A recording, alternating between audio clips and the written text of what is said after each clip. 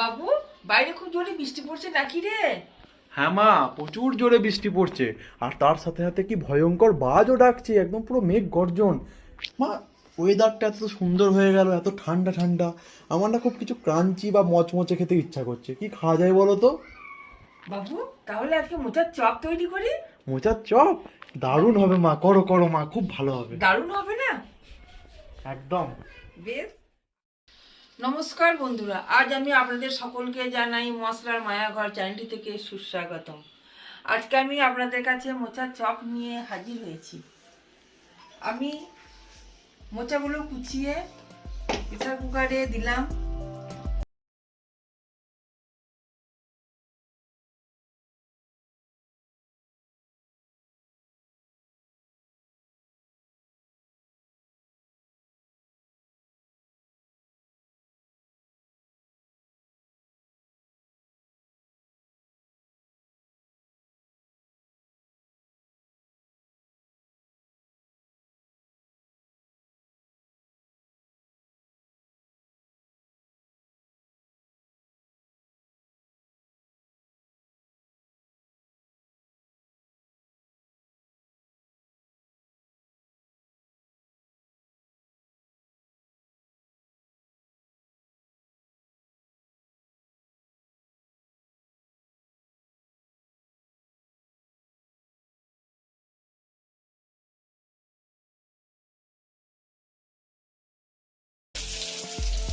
দিয়ে একটু নাড়াচাড়া করি। বাঙালির একটা ঐতিহ্যই খাবার। হ্যাঁ, মোচার চপ সকলেই ভালোবাসে।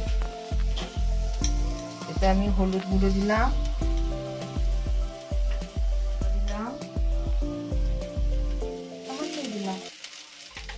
জিরে গুঁড়ো দিলাম, অন্য লঙ্কা গুঁড়ো দিলাম, কারণ আমি এতে কাঁচা লঙ্কা কুচিয়ে রেখেছি দেবো বলে।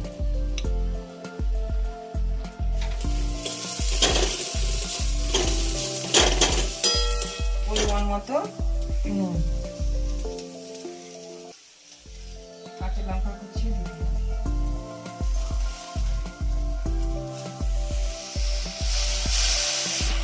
গরম মশলা, মোচা মেখে রেখে দিয়েছি, এটা এর মধ্যে আবার কড়াইয়ের মধ্যে দিয়ে দেবো।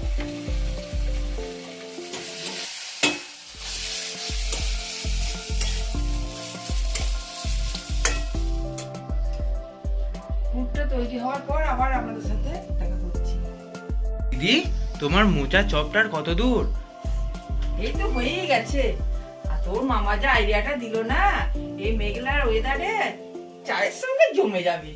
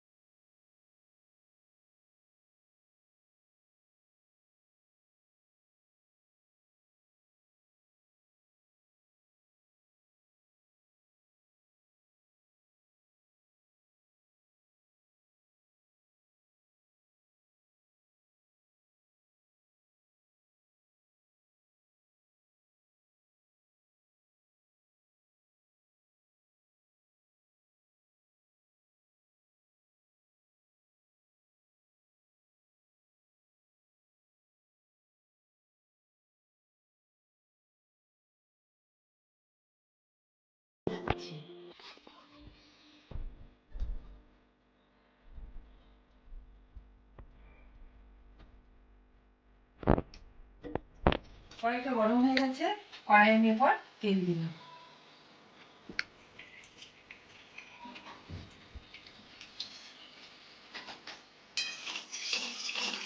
তেলটা একটু গরম হোক। চপের আকারে গোল গোল গুলো আমি ব্যাটারে ডুবিয়ে এরপর তেলে দিচ্ছি।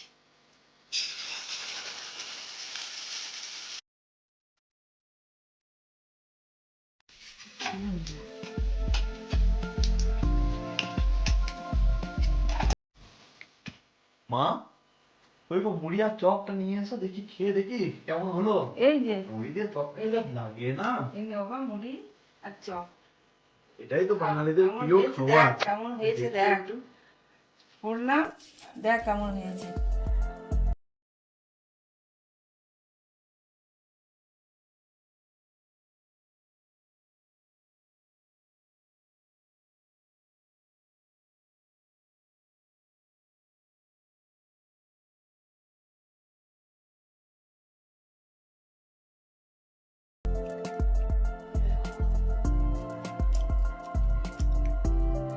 দারুণ হয়েছে বাবু।